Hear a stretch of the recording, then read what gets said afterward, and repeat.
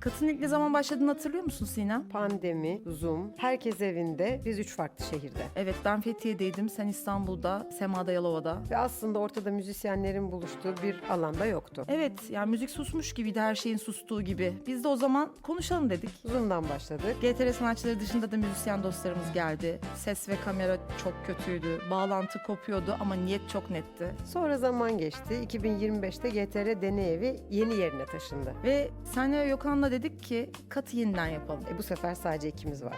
Ve stüdyo. Yani aslında tam da stüdyo gibi değildi. Arkamızda asma iskele, tadilat, yarım kalan duvarlar, talaşlar. Yarı zamanlı şantiye şefi gibiydim bu arada.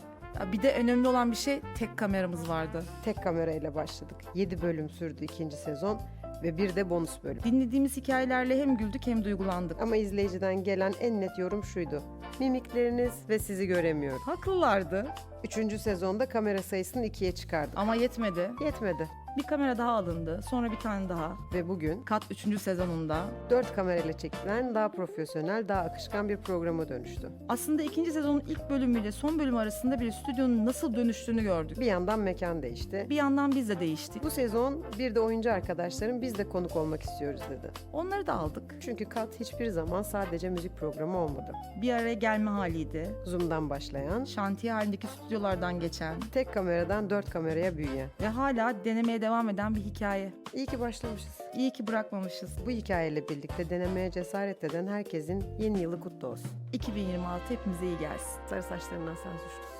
Sen de.